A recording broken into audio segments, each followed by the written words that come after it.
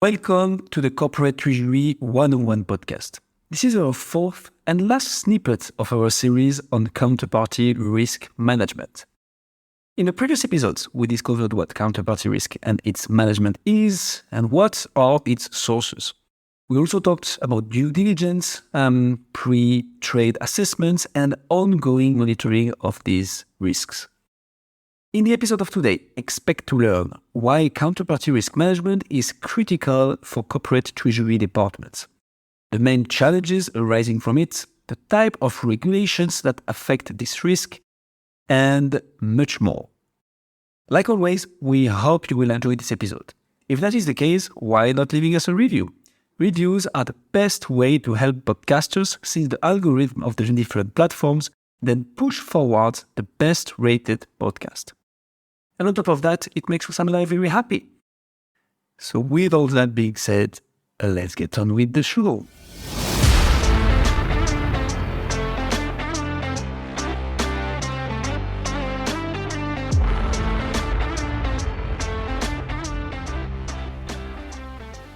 So, Gil, why is counterparty risk management important in corporate treasury exactly? So we discussed a lot on this podcast, right? But let's go back to our 4 pillars of corporate treasury, which you can find, by the way, in our ebook, downloadable in the link in the description. So cash and liquidity management, financial risk management, corporate finance with funding and investment, and banking relationship. Yeah, indeed, on our ebook at corporatetreasury101.com, but also it's the first few episodes, right? Episode 2, 3, 4, and 5 Yes. of the Corporate Treasury 101. Indeed. And so during those, we mentioned that banks are a third-party corporate treasury department has a lot of business to do with. They are the ones that you open a bank account with, meaning they often hold your cash at a certain point in time at least. They also are often the access door to the financial markets, allowing you to borrow or invest money. And they can also provide you with the financial instruments to manage your financial risks, such as derivatives like swaps, options, forwards, and so on. Okay, so we've talked about counterparty in the past. Sometimes they fail and you lose all your money, right? That's counterparty risk, the risk of working with third parties outside of you. But banks don't usually fail, right? They're pretty big. So why is that a risk in corporate treasury? Indeed. So banks are too big to fail, right? That's a famous saying in the financial world. It's not completely true, though. I'm sure some former clients of the Lehman Brothers, for instance, will tend to disagree. But it's true that in general, big banks are unlikely to fail, especially since the new regulations and financial ratios they need to comply with since the crisis of 2008. But the logic is here. You might not want to put all your eggs in the same basket. If you are in need of a big funding, for instance, a revolving credit facility of $1 billion, let's say, on top of banks not agreeing, you might not want to have only one bank financing all this, because you would become extremely dependent on how this bank is doing in particular. Okay, so you'd rather have multiple banks participating, get a few $100 million from one place, a few $100 million from another, which would diversify your risk in a way, right? Yes. And so you'd be a bit more flexible in terms of the bank's terms changing as well, I guess, or their interest rates or policies changing. Spot on. And this will be the case then for all the counterparties, not only the banks. So the money market funds, that's something we tackled as well on the podcast. So you invest your excess of cash in. The FX dealers you use to hedge your foreign exchange exposure and so on. So there are quite a counterparties that corporate treasury departments have to deal with in the end. So it's almost like hedging against other banks by diversifying your bank portfolio. So that's an interesting one. Here I was talking about the hedging of your financial risk, but indeed you can actually hedge against certain counterparties. Yes, that's quite precise and that's very in-depth, but that's something you can do. Absolutely.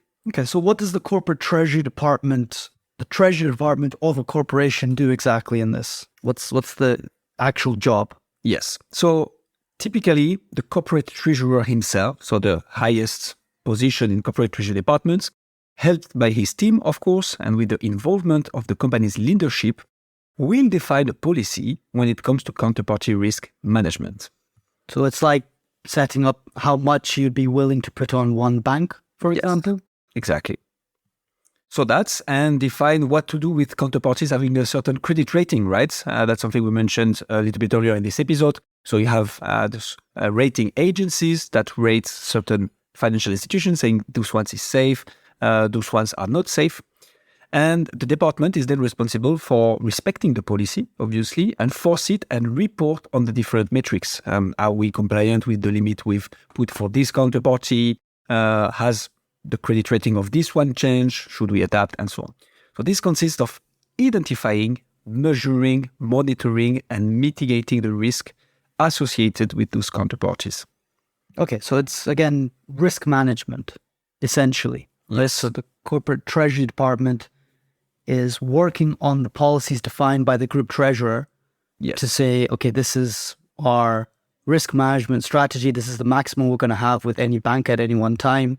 And this is how we're going to structure our risk overall. Spot on. That's exactly it. So what would be the challenges then? Because if it's just implementing a policy, that seems very straightforward, no? Absolutely. So apart from the obvious, do not lose any of the company's money, right? Whether it is its cash with investments or its capacity to finance its activity with funding, there are a couple of challenges arising from this.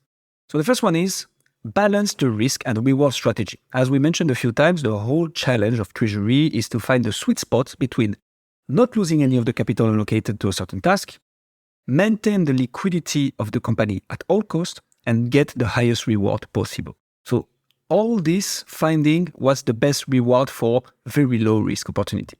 And counterparty risk management is all about that. Okay, but what's the practicalities of actually executing that? What does it mean to implement a counterparty risk management strategy? Yes, and coming to this challenge in particular, so again, it all comes down to the risk appetite defined by the leadership of the company, of which the policy will stem from, obviously. Then the key is to establish a clear risk management framework, regulatory monitor and manage risks, and evaluate the potential reward associated with the risks taken. Okay. Any other challenges? Yes. Another important consideration is the interdependence with other risks management. So foreign exchange and interest rates risk management, for instance. If you are a company that is highly exposed to those risks, you will need to take all those and the counterparty risk management in consideration before executing your deals. Same if you are very cash rich, for instance, or very dependent on external funding. And by all this, I mean, okay, let's say I want to limit the number of swaps and options I have with a certain counterparty in terms of total exposure, because if they fail, I will not get my money back on this transaction. But what if I need a lot of foreign exchange risk instruments? Then I will have to diversify my portfolio of counterparties. Some are more reliable than others. Some have better prices than others. So all this impacts also the prices. So I need to properly take into consideration all those aspects and still come up with the best risk and reward strategy. Okay, so would an example of that be like negative interest rates? Like I know they had that recently in Europe. Yeah. So what would be the challenge a cash-rich company would have with negative interest rates, for example? Yeah, that's a super good example. So this market condition made it very uninteresting, obviously, for companies to just hold their cash, right? As they will lose money if just let on the bank accounts. So the smart thing to do was to invest it, even at a very low rate. But what if your counterparty risk management strategy was to avoid money market funds, for instance, and other investment instruments provider? This is where it becomes super interesting because you need to preserve the cash and the capital of the company. So you want to invest this money. But at the same time, your counterparty risk management and the whole leadership said, okay, let's avoid investing this cash. So this is where one of the challenge is quite challenging. I would imagine, I always thought that companies diversified between banks because of some sort of regulation. Like it would have been some, you can't have like monopolies, for example, in the market. So is there not like a compliance element to all of this as well? Yes, so that will be more on the bank side, actually. We have quick section on the regulations, but indeed for the banks, they all have, especially since the crisis of 2008, very strict financial ratios to keep and counterparty exposure, depending on the credit rating of those counterparties.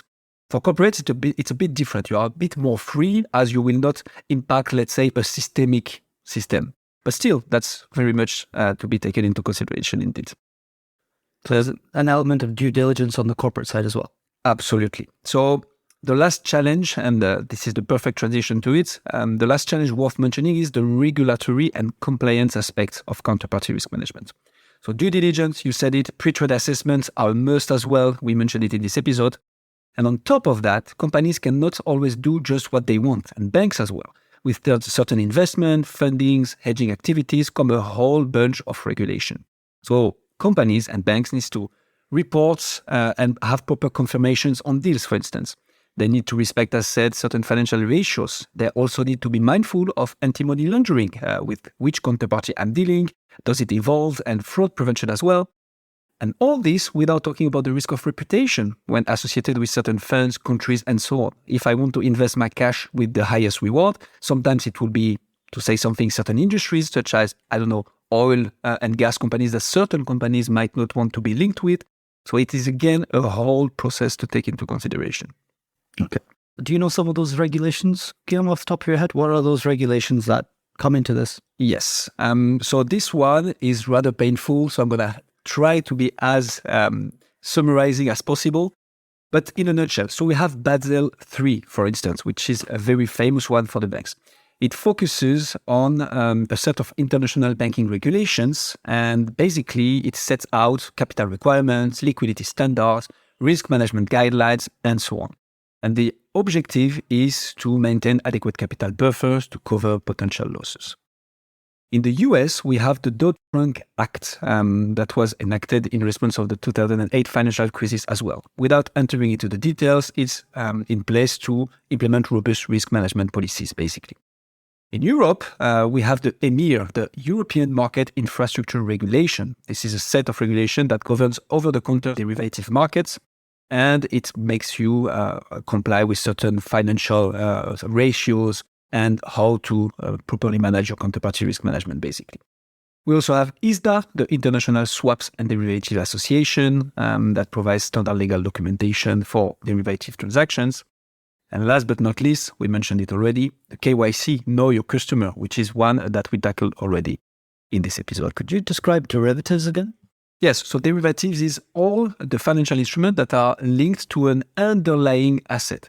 Meaning, I will receive in 1 month 1,000 million euros from Europe, for instance, but I'm a US company. A derivative will be forwards in dollars that will be linked to this euro transaction. So it's like a contract about a transaction that you can also use as an asset itself. Exactly. And that's it. Awesome. Thank you very much. Thank you.